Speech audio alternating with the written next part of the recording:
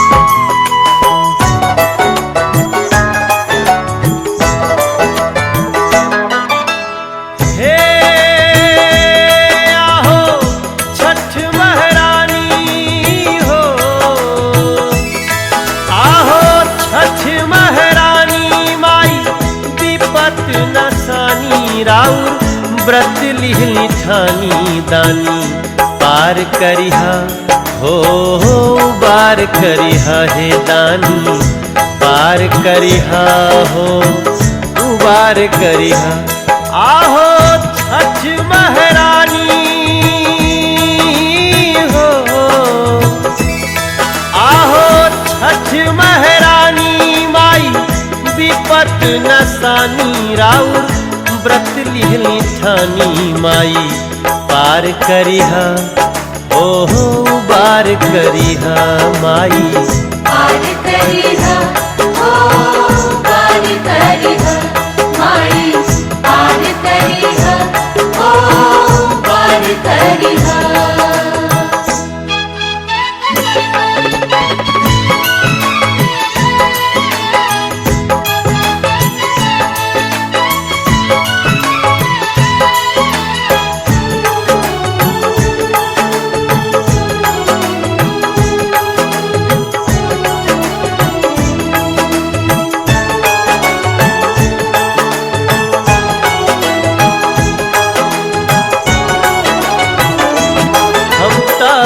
व्रत के नियम भी नहीं जानी ले हो रौरा बहुते दयालु हई मानी ले हो बहुते दयालु हई मानी ले हो।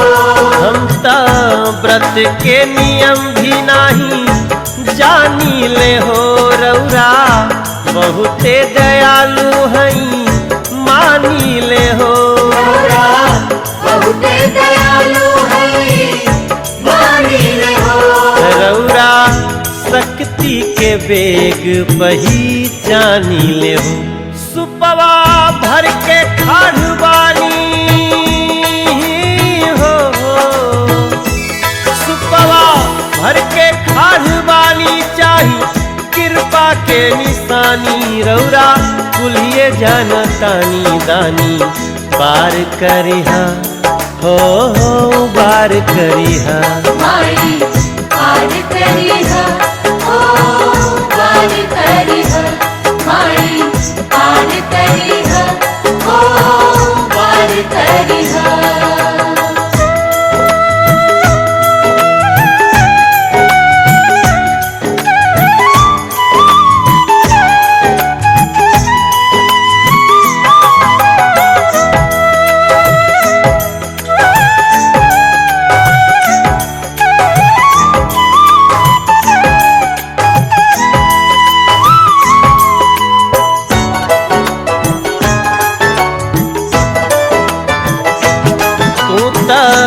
कहलो बिना दुख समझ जाएलू भाव, भक्ति पे खुश होके बच जाएलू भाव। भक्ति पे खुश होके बच जाएलू।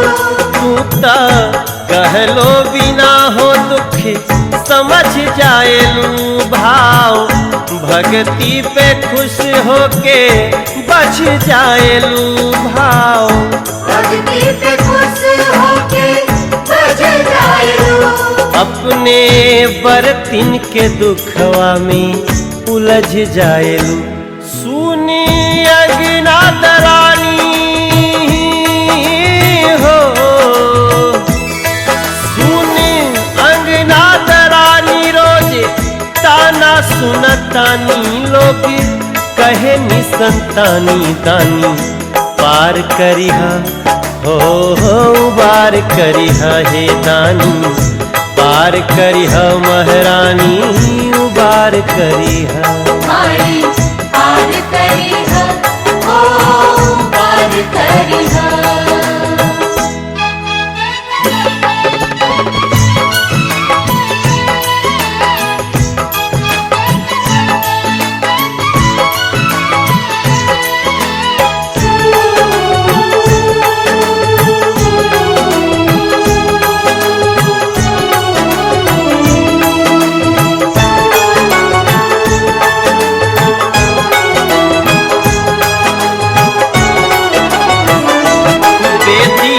बनले बानी कोसिया भरौले बानी हो या रखे, सोना के सुपेलिया में सजौले बानी हो। सोना के सुपेलिया में सजौले बानी हो। बेदी बनले बानी कोसिया भरौले बानी हो या रखे, सोना के सुपेलिया में सजौले बानी हो। सोना के सुपेलिया में सजौले बानी हो। डूबते उगत सूरज के सिर नवौले बानी हो। आहो दीनानाथ दानी हो, आहो दीनानाथ दानी तनिका छठ महारानी से मोर दुख दबखानी। माई पार करी है हो बार करी है। माई पार करिहा, ओ पार करिहा। हो आहो छठ महारानी, आहो छठ महारानी माई विपत नसानी, राउर व्रत लिहली ठानी दानी। पार करिहा हो बार करिहा दानी, पार करिहा हो उबार करिहा। माई पार करिहा, ओ पार करिहा। माई पार करिहा, ओ पार करिहा।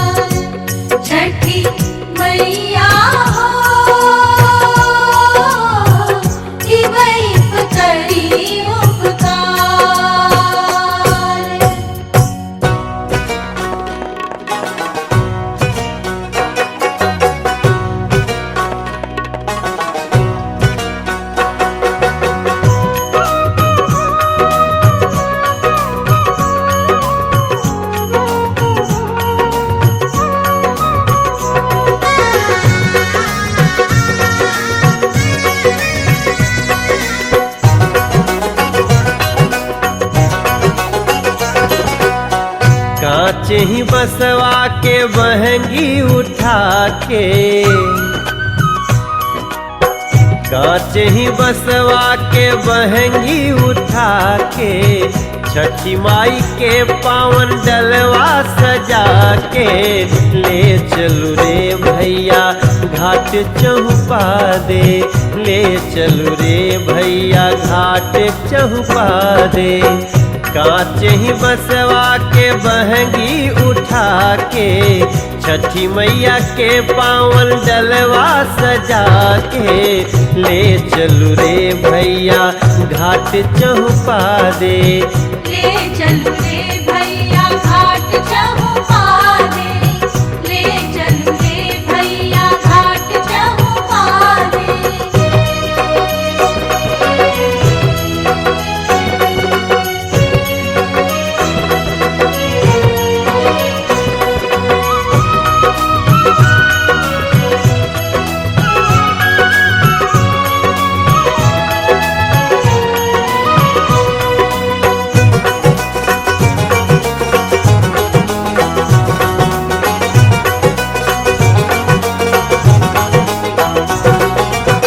जगमग दिया जरे रात झिलमिलाए, छठी माई के गीतिया अंजोरिया जगाए।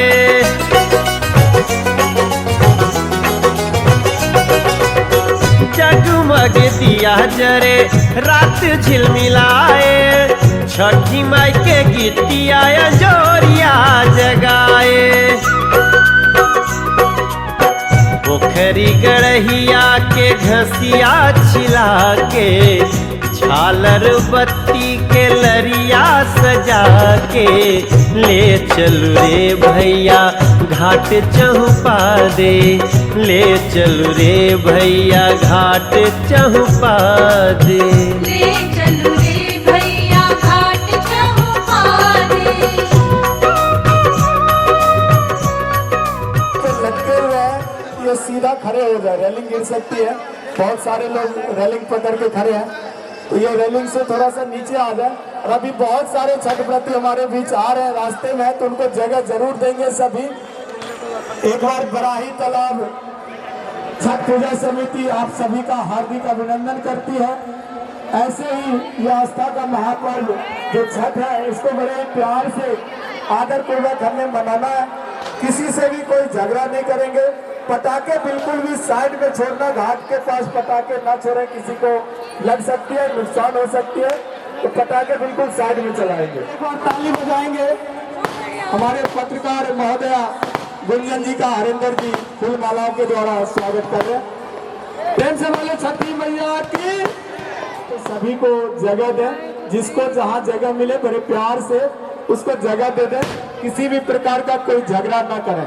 और पटाखे बिल्कुल भी साइड में चलाएं। बच्चों से आग्रह, पटाखे साइड में चलाएं। बहुत सारे लोग हैं, किसी को लग सकता है, नुकसान हो सकता है।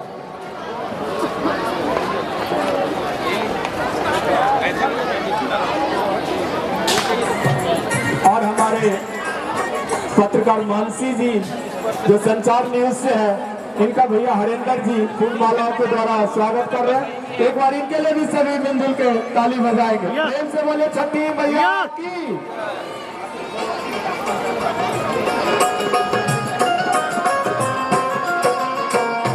पत्रकार महोदय पुतुल कुमारी जी का जेपी महतो जी स्वागत कर रहे हैं फूल मालाओं के द्वारा। सभी एक बार ताली बजाएंगे। प्रेम से बोले छठी मैया की जय।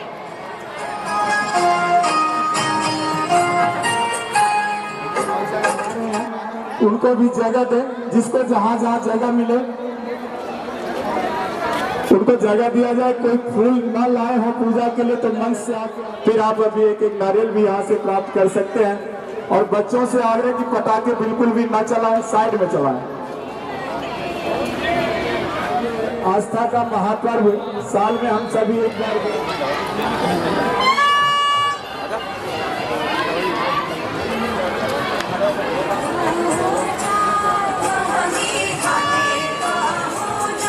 हेलो। और ये रेलिंग सीधे खड़े हो जाए या घाट पे आके बैठ जाए, बैठने की बहुत सारी जगह है यहाँ। पत्रकार साहब सुभाष जी भी हमारे बीच पधारे हुए हैं, इनका भी हम सभी स्वागत करते हैं। ये छठ पूजा समिति बराही तालाब आप सभी का हार्दिक अभिनंदन करती है।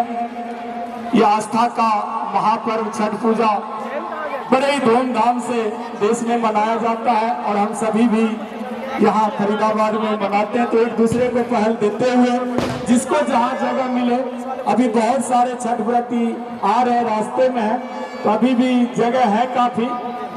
इधर जगह नहीं तो उधर पीछे के साइड बहुत सारे जगह, तो वहाँ जाके अपना डाला रखें और पटाखे साइड में चलाएं, किसी को लग सकती है। घाट पे बिल्कुल भी ना चलाएं।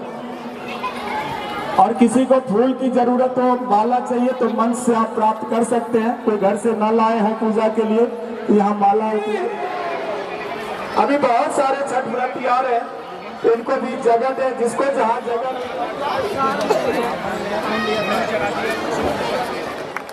फिर से बोले छठी मैया की। छठ पूजा समिति बराही तालाब आप सभी का हार्दिक अभिनंदन करती है। छठ मैया की। ठीक है।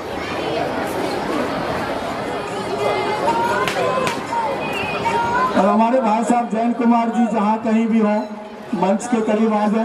व्यवस्था किया है तो जितने भी छठ व्रती हैं ये एक एक डाला के हिसाब से यहाँ से नारियल प्राप्त करेंगे अभी थोड़ी देर में। तो इनका भी हम सभी मिलजुल के एक बार स्वागत करें भैया अमन जी का।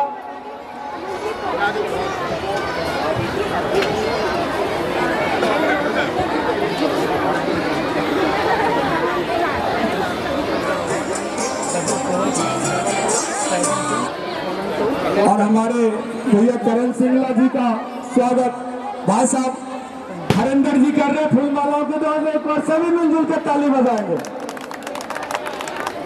प्रेम से बोले छठी मैया की। छठ पूजा समिति बराही तालाब आप सभी का हार्दिक अभिनंदन करती है। आपका सहयोग के लिए बहुत धन्यवाद।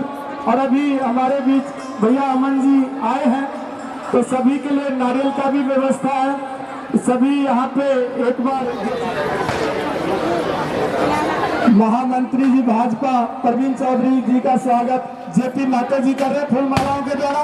सभी मिलकर एक बार ताली बजाएंगे इनके स्वागत में।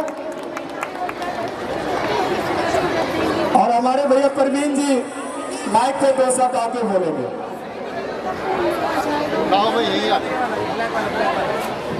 सूर्य भगवान की जय। जयकारा में सभी साथ देंगे, इतनी आबादी है। ये बड़ा ही शुभ समय, बड़ा ही पवित्र समय और मगध से चलकर पूरे हिंदुस्तान में आत्मसात किए जाने वाला एक छठ पर्व, इसकी आप सबको हार्दिक शुभकामनाएं, बहुत बहुत शुभकामनाएं। और छठ पूजन छठ आयोजन समिति का भी आज इस कार्यक्रम के आयोजन में सहयोग करने के लिए बहुत बहुत धन्यवाद। हर साल 2014 से मैं इस कार्यक्रम से जुड़ा हुआ हूँ। लगातार यहाँ के आयोजन करने वाले चंद्रशेखर जी, जेपी महतो जी, जैन कुमार जी, राकेश जी, हरेंद्र गुप्ता जी, अजय मंडल जी, टिंकू मंडल जी और राजेश भगत जी और मेरे मित्र धर्मेंद्र यादव जी लगातार पहले से प्रयास शुरू कर देते हैं।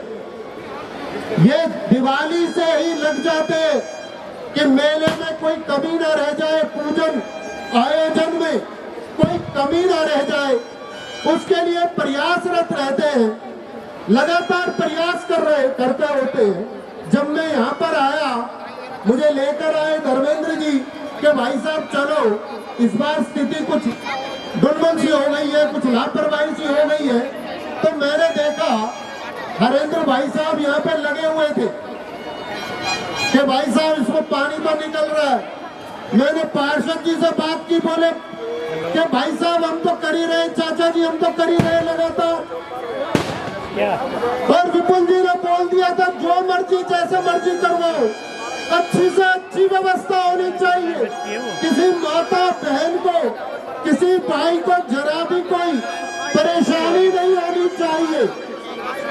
तरफ से पूरी छूट थी, लेकिन कुछ कमियां रह गई है, उसमें हमारी कमी, हमारी लापरवाही हो सकती है। और मैं आपको विश्वास दिलाता हूं अपने पार्षद की ओर से, अपने बहुत ही लोकप्रिय, बहुत ही संवेदनशील हमारे मंत्री महोदय श्री विपुल गोयल जी की ओर से कि अगली बार जो इस बार कमी रह गई है वो भी हम ध्यान करेंगे और अगली बार और अच्छी सुविधाओं के साथ इस कार्यक्रम का आयोजन बहुत अच्छे से करेंगे। बल्कि इस बार मेरे पास खबर आई कि हम राज्य स्तरीय का कार्यक्रम यहाँ पर करने जा रहे हैं, लेकिन कुछ परेशानी आ गई, कुछ कमियां रह गई, जिस वजह से राज्य स्तरीय कार्यक्रम नहीं हो पाया। अगली बार मुझे उम्मीद है, मुझे अपनी माताओं बहनों के आशीर्वाद पर उम्मीद है, मुझे अपने भाइयों के जो यहाँ पर कर्मशील से, मेहनत से जो यहाँ काम कर रहे हैं, उनके आशीर्वाद से, उनके सहयोग से उम्मीद है कि अगली बार यहाँ पर इस मंच पर हरियाणा प्रदेश का मुख्यमंत्री आपसे आशीर्वाद ले रहा होगा, मुझे पूरी उम्मीद है। अभी मिलकर एक बार ताली बजाएंगे। हमारे बीच में हमारे यहाँ के पार्षद करण सिंगला जी भी आए हुए हैं और हमारे युवा नेता अमन गोयल जी भी हमारे बीच में है।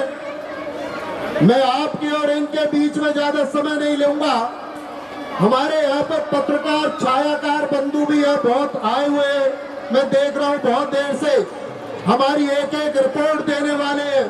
मैं छायाकार बंधुओं से कहूंगा इस मनोरम दृश्य को अपने कैमरे में कैद करे और लोगों तक पहुंचाने का काम करे कि इतनी सुंदर, इतना छठ भैया की इतनी अच्छी कृपा कहीं देखने को मिले ना मिले। ओल्ड फरीदाबाद के तालाब पर आकर दर्शन कर ले कि साक्षात सूरज भगवान की कैसे कृपा होती है। बड़ा आनंद आता है ये देख करके, मनोरम दृश्य देख करके बड़ी अनुभूति, बड़े आनंद की अनुभूति होती है, बड़ा सुखद महसूस होता है। और हर व्यक्ति फरीदाबाद का इस त्योहार के साथ, इस पूजन के साथ जुड़ जाता है। आप सब यहाँ पर आते हैं और पूजन का काम करते हैं, बहुत बहुत साधुवाद। अब मैं निवेदन करूंगा आगे यहाँ के जो आयोजक है वो अपना माइक संभाले और ज्यादा हमारे नेता आए हुए उनसे वो भी आपसे दो बात करेंगे। मैं आप सबका आपने बात ध्यान से सुनी, आयोजकों ने मुझे मौका दिया, ये आदर सत्कार दिया, आप सबका बहुत बहुत धन्यवाद। एक बार सभी मिलकर ताली बजा, प्रेम से बोले छठी मैया की। छठ पूजा समिति बड़ाही तालाब आप सभी का हार्दिक अभिनंदन करती है। अभी बहुत सारे लोग आ रहे हैं रास्ते में, उनको भी जगह दें। ये डाला लेके खड़े हैं, इनको भी कहीं न कहीं जगह दें पूजा के लिए। आगे भी बहुत सारी जगह है, तो आगे भी चले जाओ, यहाँ अगर जगह नहीं है तो।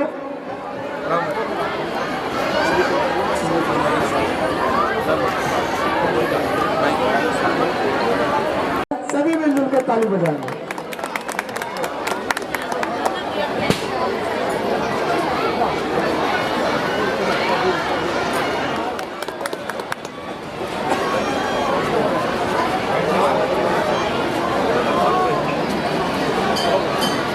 छठ पूजा समिति, वन समाज, सरस्वती सेवा समिति, सभी का बहुत बहुत हार्दिक धन्यवाद करता हूँ हमें यहाँ पर बुलाने के लिए। और इतना अपार और इतना विशाल यहाँ पर जो आपने कार्यक्रम और जो मेला और जो पूजन को आपने सफल बनाया, उसके लिए आपका बहुत बहुत धन्यवाद। जैसे कि मैं देख रहा था कि हरिंदर गुप्ता जी ने 4 दिन से लगातार यहीं पर कुर्सी डाल रखी है और खाट डाल रखी है।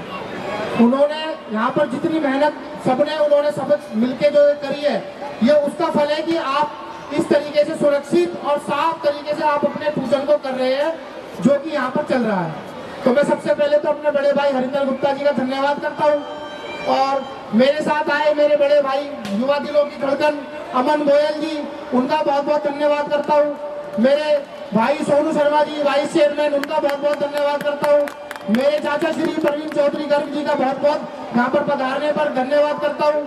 मेरे साथ आए जिला अध्यक्ष अल्पसंख्यक मोर्चा के फहीम अहमद जी, कपिल पराशर जी, अभिषेक लोहिरा जी का, मुफ्ती खान जी का, सबका बहुत बहुत धन्यवाद करता हूँ हमें पधारने का। जैसे कि मेरे से अमन भैया पूछ रहे थे कि करण हमारे यहाँ पे क्या कमी रही अब की बार, तो मैंने अमन भैया से क्या कहा, मैंने भैया कभी कुछ नहीं रही, सबसे पहले तो जो आपने जो छठ मैया के पास जो कूड़ा का खपता था उसको जो हटवाया है, उसके लिए हम आपका बहुत बहुत धन्यवाद करते हैं। हम सब मंत्री जी का बहुत बहुत धन्यवाद करते हैं। हम लोग यहाँ पर आते थे और हर वर्ष यहाँ पर सारे ये लोग कूड़े के ढेर पे अपने पूजन करते थे। जो अब की बार पहला साल है कि आपके और मंत्री जी के प्रयास से अब की बार हम यहाँ पर स्वच्छता के साथ और कूड़ा का ढेर यहाँ से लगभग 99% हट चुका है। उसके लिए आपका बहुत बहुत धन्यवाद। और अगली बार भैया मैं आपसे चाहूंगा कि जो हमारा थोड़ा सा इधर का टाइल का थोड़ा सीढ़ी का छोटा मोटा जो काम रह रहा है वो हम अगले साल आपके आशीर्वाद से, मंत्री जी के आशीर्वाद से मिलजुल के इसको और सुंदरता से इसको करेंगे। जो यहाँ पे कच्चा रह रहा है उसको पक्का करके इसका कार्यक्रम करेंगे। मेरी हरिंदर भैया से ये वादा भी है और आप सब समाज के सामने अगली बार जब आएंगे तो ये काम करा के ही आएंगे। जय छठी मैया की जय।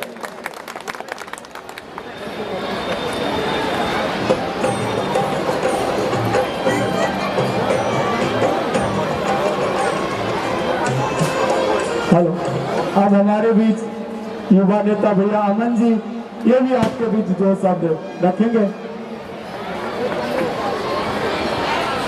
भारत माता की छठी मैया की। सम्मानित मंच पे विराजमान बड़े भाई प्रवीण गर्ग जी, मेरे साथ मेरे भाई करण सिंगला जी, सोनू शर्मा जी, जितने भी महानुभाव यहाँ पे बैठे हुए हैं सभी का बहुत बहुत आभार। अति सम्मानित मेरे सामने हमारे फरीदाबाद की शान, हमारे बड़े भाई सब, मातृशक्ति, बड़े बुजुर्ग, नौजवान साथी, सभी का बहुत बहुत आभार, बहुत बहुत अभिनंदन आप सभी को। सबसे पहले तो मैं छठ पूजा की बहुत बहुत शुभकामनाएं देना चाहूँगा अपनी तरफ से और आप लोगों के लाडले भाई हरियाणा सरकार में कैबिनेट मंत्री विपुल गोयल जी की तरफ से। आज छठ पूजा के इस शानदार कार्यक्रम में आज उनको आना था, लेकिन आप सभी को पता है बिहार में चुनाव चल रहा है और उनकी ड्यूटी बिहार चुनावों में लगी हुई है, जिस वजह से आज वो हमारे बीच पूजा में सम्मिलित नहीं हो पाए और उन्होंने मुझे भेजा है आप लोगों के बीच में। मैं आप सभी का बहुत बहुत आभार व्यक्त करता हूं और आप लोगों को बताना भी चाहता हूं कि छठ पूजा का त्यौहार अब सिर्फ बिहार या पूर्वांचल समाज का नहीं रहा, पूरे हरियाणा का, पूरे देश का त्यौहार बन चुका है। आप देख रहे हैं कि यहाँ पे जितने लोग आए हुए हैं वो हर एक समाज से हैं। कोई आप ये नहीं बोल सकते सिर्फ पूर्वांचल है या सिर्फ बिहार के हैं, सब लोगों का त्यौहार है। ये एकता का प्रतीक है जो आप लोगों के प्यार से, आशीर्वाद से, छठ मैया के आशीर्वाद से मिला है। इसी के साथ साथ आप लोग जो यहाँ पे डेवलपमेंट की बात कर रहे थे कि बहुत सारे काम यहाँ पे हुए आप लोगों के आशीर्वाद से और कुछ काम रह भी गए। मैं आप लोगों को विश्वास दिलाता हूँ कि जितना सुंदर हमारा यहाँ पे घाट होना चाहिए, जो आप सोचते हैं उससे कहीं गुना बेहतर छठ घाट अगले साल हम लोग यहाँ पे मिलके मनाएंगे। माननीय विपुल गोयल जी ने स्मार्ट सिटी के अंदर इसको पास करा दिया है।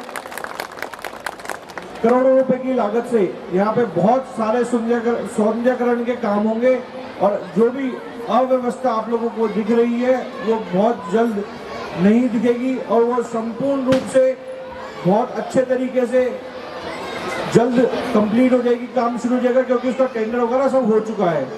तो मैं पुनः आप सभी को बहुत बहुत आभार व्यक्त करता हूँ। जो आज के हमारे आयोजक हैं, हमारे समाज के जितने लोग हैं, सभी का बहुत बहुत आभार व्यक्त करता हूँ। जय हिंद, जय भारत। छठ पूजा समिति बराही तालाब फिर से आप सभी का हार्दिक अभिनंदन करती है। अब अगली साल जो ये बचे हुए कार्य हैं घाट वाले, ये भी आपको पूरा मिलेगा बना हुआ, तो इसके लिए तहे दिल से हम सभी इनका धन्यवाद करते हैं मंत्री साहब का। और ये जो अभी भैया अमन जी सभी के लिए नारियल प्रसाद के लिए लाए हैं, तो ऐसे तो बहुत भीड़ हो जाएगी, तो एक एक नारियल डाला पे ही जाके, क्योंकि वहां से तो अभी आएंगे नहीं कोई। तो जो एक परिवार में 5 सदस्य है तो 5 तो नहीं, एक एक नारियल एक एक परिवार में दिया जाएगा डाला पे। तो सभी घाट पर जाके आग्रह करूंगा पंडित जी ने संग में जाए और एक एक नारियल डाला में रख दें।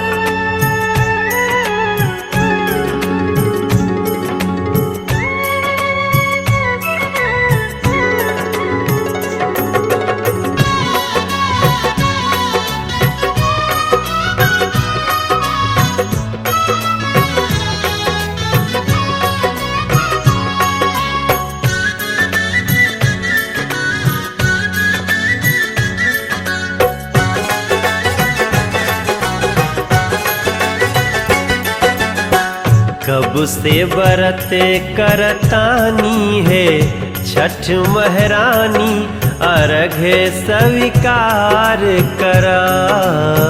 कब से व्रत करतानी है छठ महारानी, अर्घ स्वीकार करा। हरे पार करा हो उबार करा, पार करा हो मैया उबार करा। कब से व्रत करतानी है छठी महारानी, अर्घ स्वीकार करा। कब से व्रत करतानी है छठ महारानी, अर्घ स्वीकार करा।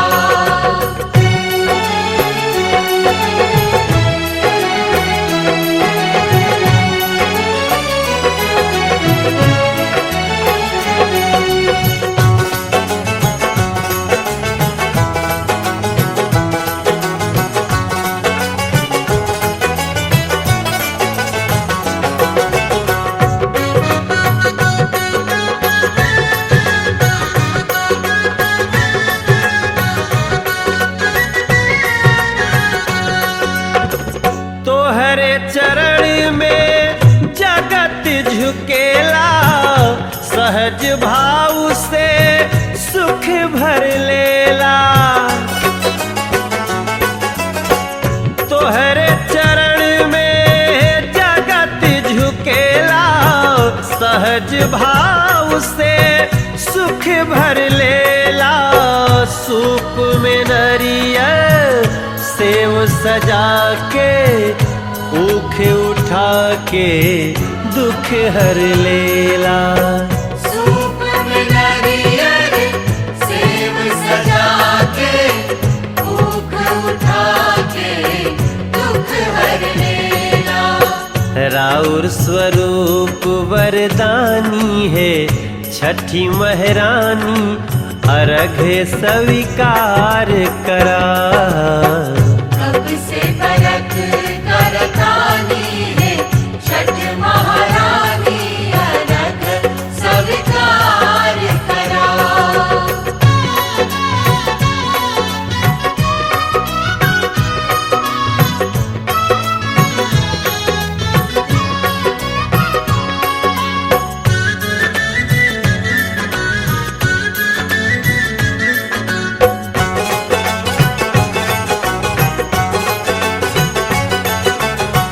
दुखियन के हऊ तू महतारी, हमनो ऐली तोहरा दुआरी। हरे दुखियन के हऊ तू महतारी, हमनो ऐली तोहरा दुआरी। तोहरा में विश्वास बड़ा बा, सेवका धैले आस खड़ा बा। तोहरा में विश्वास बड़ा बा, सेवका धैले आस खड़ा बा। कल जुग ताप नसानी है छठी महारानी, अर्घ स्वीकार करा। कब से व्रत करतानी है छठ महारानी, अर्घ स्वीकार करा।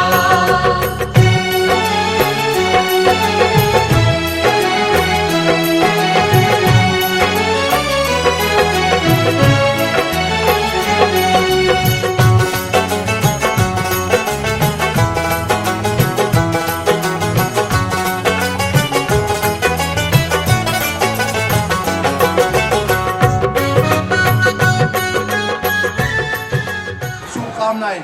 मैं विष्णु मित्र प्रबंधक थाना ओल्ड आप सभी से अनुरोध करता हूं कि अपने सामान का संभाल कर रखें, भीड़ का चोर फायदा ना उठा ले।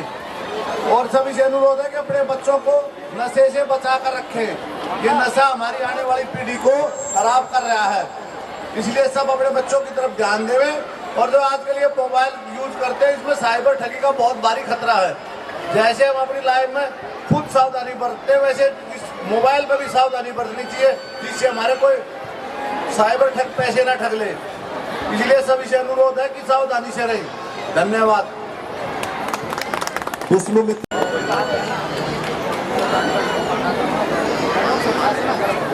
ले सकते हैं। जिनको भी यहाँ नारियल की जरूरत हो वो मंत्री जी की ओर से दिया गया है। आप सबों से अनुरोध है कि जो भी यहाँ पूजा कर रहे हैं कृपया यहाँ से नारियल प्राप्त करें। सहयोग राशि देने की जरूरत नहीं है। आप सबों से अनुरोध है कि मंच पे आके सहयोग राशि दें, साथ ही साथ रसीद भी प्राप्त करें। बिना रसीद के कोई सहयोग राशि कहीं भी ना दें। आप सबों से अनुरोध है कि मंच पे आके अपना सहयोग राशि प्रदान करें, साथ ही साथ रसीद भी प्राप्त करें। बाराही माता छठ पूजा समिति आप सबों का हार्दिक अभिनंदन करती है, स्वागत करती है और आप सबों से अनुरोध करती है कि जिस हर्षोल्लास के साथ आप इस आयोजन को अभी कल साल भी इसी उल्लास हर्षोल्लास से ये मनाया जा रहा है। आप सब अभी से कल सूर्योदय तक इसी तरह से साथ सहयोग और हर्षोल्लास से इस महापर्व को मनाएं। ये आप सबों से अनुरोध है। आप सभी प्रभु प्रेमियों से, छठ प्रेमियों से अनुरोध है कि यहाँ जो भी व्यवस्था हो रही है वो सब आप सबों के सहयोग से होती है। अतः आप सबों से अनुरोध है कि जो भी लोग यहाँ पधारे हैं आप सब अपना सहयोग राशि मंच पे देके रसीद अवश्य प्राप्त करें। और मंत्री जी के द्वारा यहाँ नारियल की व्यवस्था है। जो भी छठ प्रेमी हैं कृपया यहाँ से नारियल प्राप्त कर सकते हैं। ये विशेष व्यवस्था मंत्री जी को की ओर से की गई है। धन्यवाद। जिला उपाध्यक्ष श्री पंकज सिंगला जी।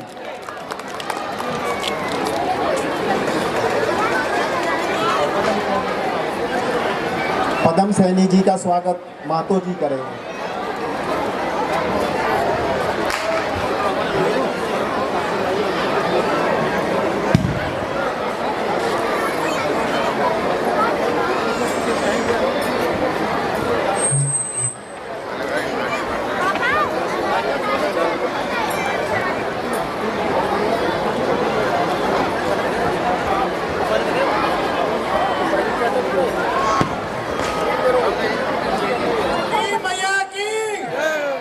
छठी मैया की।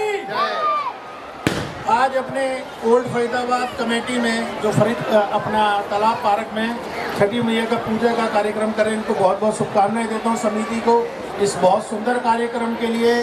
और आप सबको शुभकामनाएं देता हूँ कि माता का आशीर्वाद आप सब पे रहे, आप सबकी मनोकामना पूरी रहे। एक बार फिर छठी मैया की जय।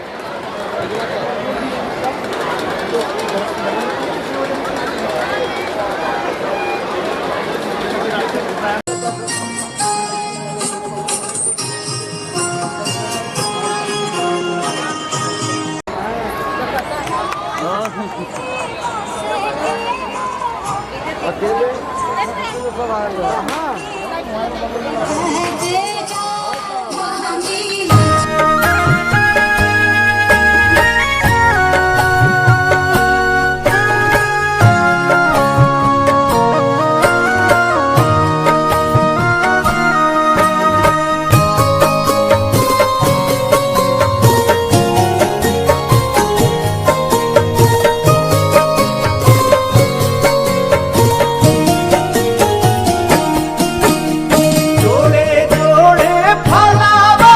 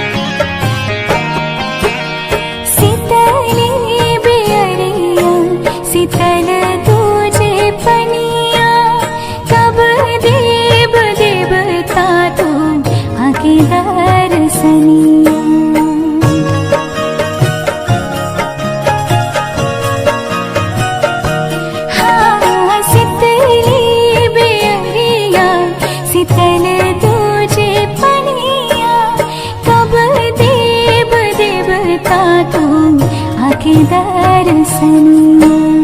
जोड़े जोड़े सुबाबाया दित देव घाटा बापे दीवा की चढ़ावे हो।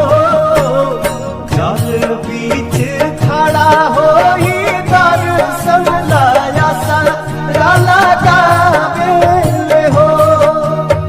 जल बीच खड़ा होई दर्शन ला आसरा लगावे हो।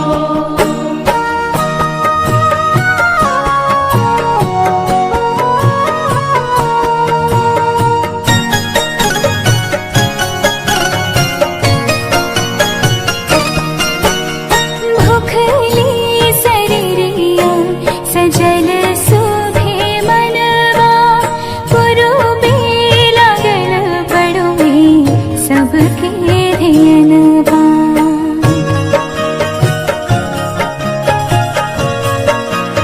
हाँ, भूखली शरीरिया सजल सुभे मनवा। पुरुबे लगल बड़ुए सबके धियनवा। जोड़े जोड़े दौड़ाय दीनानाथ घाटा बापे दीवा की चढ़ावे हो। जल बीच खड़ा होई दर्शन लाया सारा लगावे हो। जल बीच खड़ा होई दर्शन ला आसरा लगावे हो।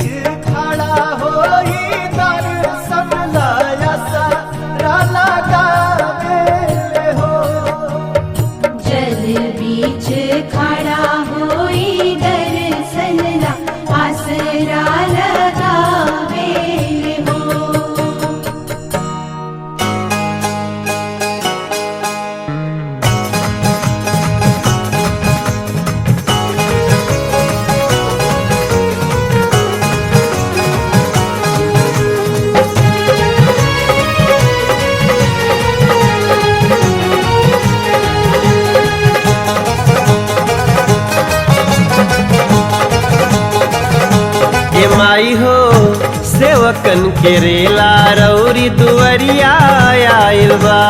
माई हो सेवकन के रेला रौरी दुआरिया आइल बा। ए माई हो आँख के अंजोरिया दे द, टह टह पियरिया दे द, छठ मैया घाटे सब पुजरिया आइल बा।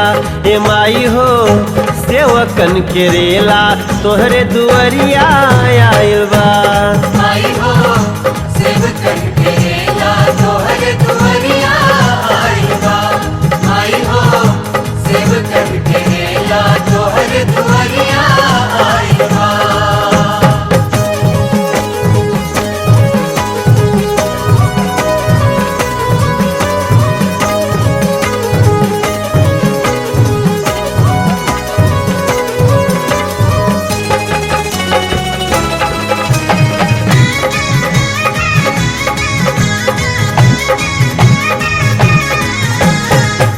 परब तोहार मैया बहुत निराला, 2 दिन के निर्जला व्रत नाही बुझाला।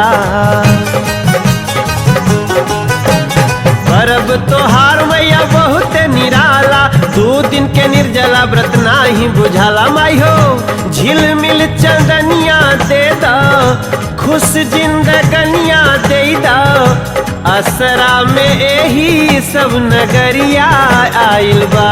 हे माई हो सेवकन के रेला तोहरे दुअरिया आइल बा। माई हो सेवकन के रेला तोहरे दुआरिया आइल बा। माई हो सेवकन के रेला तोहरे दुआरिया आइल बा।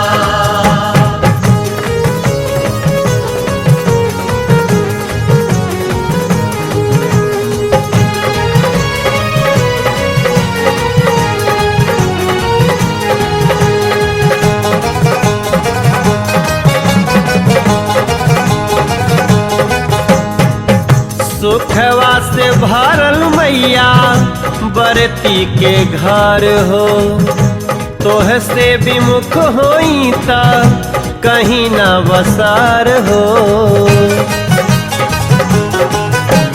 सुखवा से भरल मैया बरती के घर हो, तोह से विमुख होई त कहीं ना बसर हो। माई इहे हाथ जोरिया बाटे तोहरे पे पगरिया बाटे, सुखवा में लौकात दुखियरिया आइल बा। हे माई हो सेवकन के रेला तोहरे दुअरिया आइल बा। माई हो सेवकन के रेला तोहरे दुआरिया आइल बा। माई हो सेवकन के रेला तोहरे दुआरिया आइल बा।